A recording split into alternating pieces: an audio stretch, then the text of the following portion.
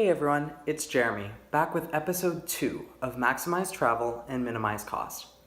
So as I said in the last video, airfare costs can be hard to swallow, but they don't have to be. So today's topic is cheap flights. We're talking about how you can find cheap flights, plus tips and tricks to help you make them even cheaper. So I'm going to show you two methods to find these cheap flights, passive and active. Now the passive method, as the name suggests, is the easiest of the two. All you really have to do in the passive method is sign up for cheap flight deal alerts. And there are several different sources that I use, and there are many more that I don't use that you can feel free to explore. The four I recommend are Scott's Cheap Flights, Airfare Watchdog, Secret Flying, and The Flight Deal. Scott's Cheap Flights is an email alert service customized to your region of the world. It even works internationally.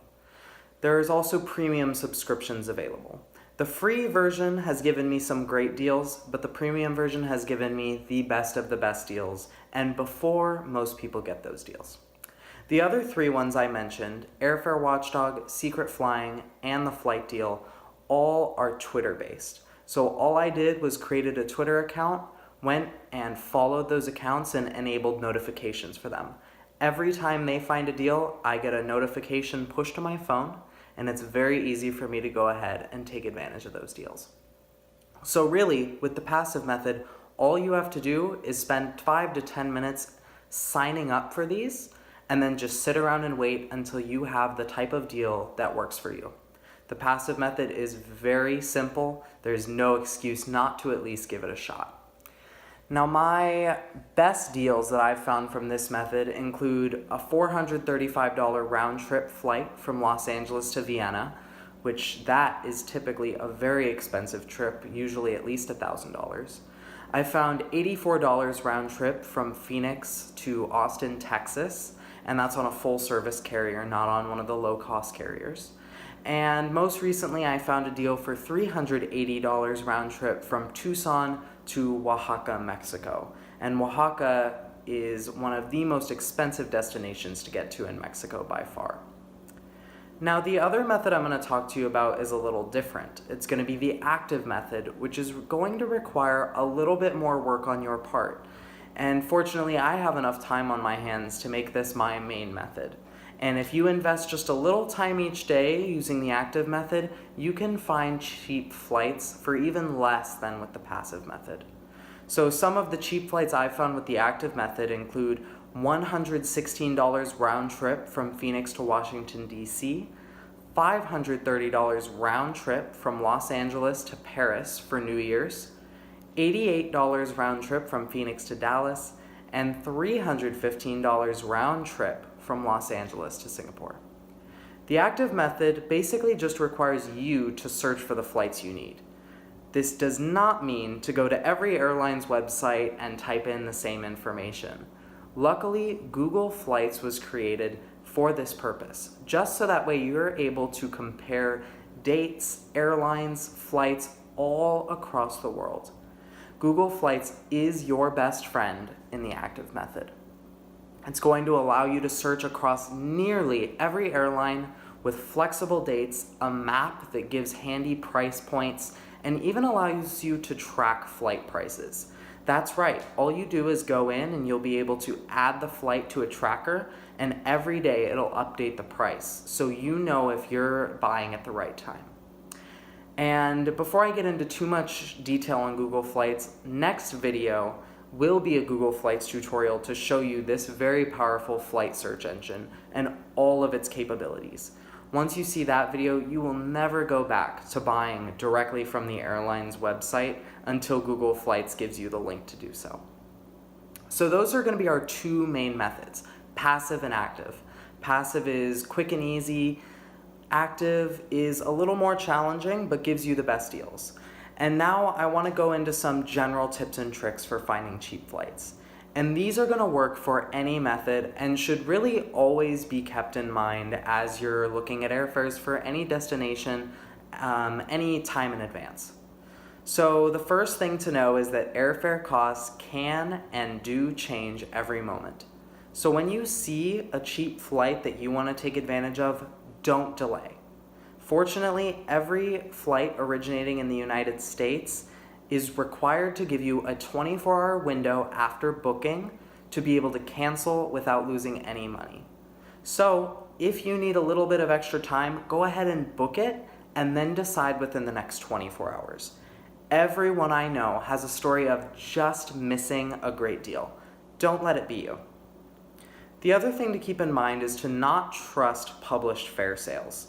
Every airline will send out an email or will post on their website that they have fantastic fares to a certain destination. These deals are okay, but they are never the great fares that we're going for.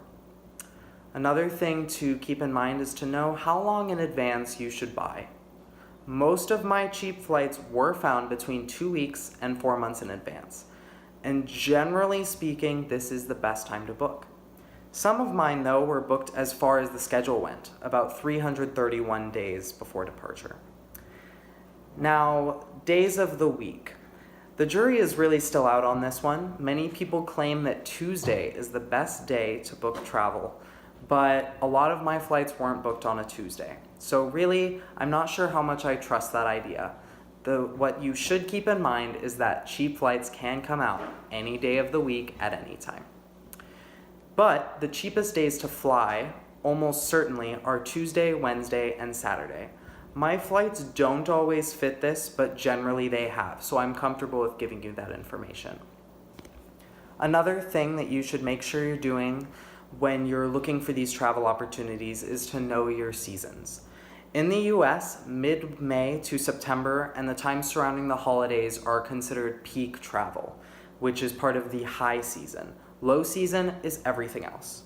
Cheap flights during the high season do exist, but they can be harder to find. What I would recommend as a result is to travel during the low season if at all possible. Airlines are a lot more desperate to fill seats, and you will definitely find a lot of cheaper flights during those times. One of the most valuable pieces of information that I can give you is to look for flights from outside of your base airport. I'm based here in Phoenix, but Phoenix only has one nonstop flight to London and one nonstop flight to Frankfurt. Those are the only two transoceanic flights that we even offer. Therefore, it's a lot harder to find cheap flight deals from Phoenix. So I gave you a few examples earlier of cheap flights that I had picked up, and two of them you may remember are from Los Angeles. And it's important to realize here that booking that flight from Los Angeles, even though you'll have to book a repositioning flight to get you from your place to Los Angeles or another major airport near you, is still going to save you a lot of money. So for example, my trip to Vienna from Los Angeles cost only $430. And the round-trip flight from Phoenix to Los Angeles was only $160. Typically, Vienna from Phoenix is over $1,000. It's still a fantastic deal and is far cheaper than booking a flight directly from Phoenix to Vienna. And this applies in nearly all flight situations. Always look at surrounding airports. Maybe you can drive there, maybe you can fly there on a cheaper ticket, but always look at nearby airports up to 6 to 8 hours away from you. It is important to keep in mind in these situations that you're booking a disconnected ticket. That would mean that if I'm flying from Phoenix to LA, then picking up a different ticket from LA to Vienna, and my Phoenix to LA flight is canceled, I might be in a lot of trouble. It's a lot more challenging to get compensation and be rebooked by an airline if you miss their flight without being on the connecting flight on the same itinerary. But as long as you're booking enough time between those two disconnected tickets to cover things like customs, reclaiming bags, immigration, and the many other things that come up when we're flying, you shouldn't have any issue. Knock on wood, I haven't had any issues yet. So now, that's all I have for you in this video. So to wrap up, we have the passive method, where you let good deals come to you, and we have the active method, where you seek out even better deals. Generally speaking, it's important to know your days, seasons, and times, grab a deal whenever you first catch it, And do not be afraid to look for flights from nearby gateway cities, like major international airports such as New York JFK, Miami, Dallas, and Los Angeles and San Francisco. Now, as I said earlier, the next video, I'm going to take you through Google Flights, the most powerful and user-friendly interface that I know. So thank you so much for watching episode 2. Please make sure you go ahead and like and subscribe. Also look below in the description of the video for links to all of the sources I talked about today. Go ahead and make sure you submit your questions to me, and we'll see you very soon in episode 3.